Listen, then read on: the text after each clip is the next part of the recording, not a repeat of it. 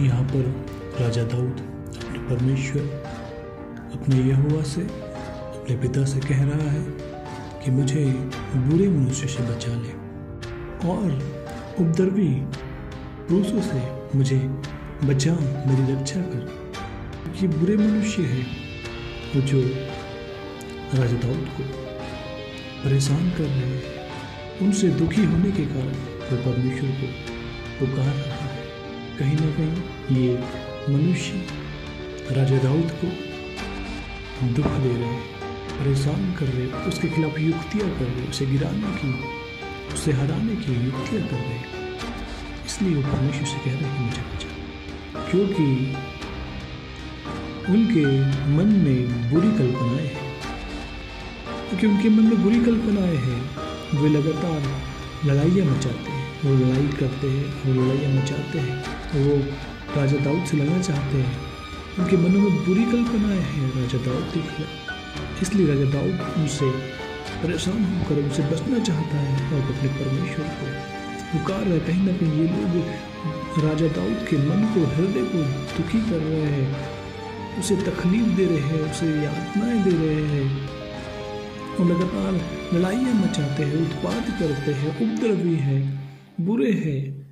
इसलिए राजा दाऊद उनसे परेशान है, उनसे दुखी है और वो परमेश्वर से विनती कर रहा है कि हे परमेश्वर, मुझे इनसे बचा ले, मुझे इनसे बचा ले। जब मनुष्य बहुत दुखी हो जाता है, हार जाता है, निराशा में जाता है और वो कुछ नहीं कर सकता, तो वो परमेश्वर का सहारा लेता है, परमेश्वर को पुकारता है। अपनी समस्याओं में, अपनी परेशानियों में वो परमेश्वर को पुकारता है। उसकी दशा यहाँ पर दुख को बता रही है और वो परमेश्वर से प्रार्थना कर रहा है, वो परमेश्वर से प्रार्थना कर रहा है, ये परमेश्वर मुझे बचा। उनका बोलना सांप का काटना सा है, उनके मुंह में नाग का सा विष रहता है और उनका बोलना सांप के काटने की तरह। हम देखते किसी व्यक्ति को अगर सांप काट ले, उसका बुरा हाल हो जाता है, उसके शरीर में जहर फैल जाता है और उन्हें सही ट्रीटमेंट ना मिले तो उनका बचना भी मुश्किल हो जाता है और उनके मुंह से नाग का सा विष रहता है। उनके मुंह में मानो जहर है, वो जहर ही हो जाता है। जब भी वो अपने मुंह को खोलते हैं वो जहर ही हो जाता है और सुनने वाले की आत्मिक मृत्यु। वो ऐसा बोलते हैं कि उन्हें उनके हृदय को तकलीफ पहुंचे, उनके मन को तकलीफ पहुंचती है, उनका हृदय टूट जाता है, उनका मन निराश हो जाता है। उनके शब्द उनके हृदय को आर पार छेद देते हैं। जिस तरह सांप में विष होता है, वैसे ही वो विष की तरह उनके हृदय को घायल कर देते हैं।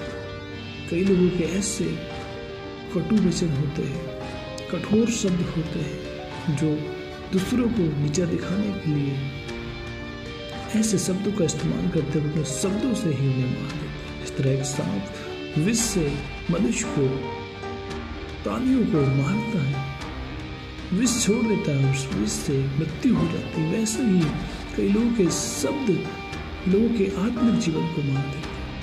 उनके शब्द इतने खतरनाक होते हैं कि सुनने वाले का हृदय फट जाता है और वो शब्द विष की तरह उनके शरीर में, उनके मनों में घुल जाते हैं और वो दुखी हो जाते हैं, उनका मन टूट जाता है।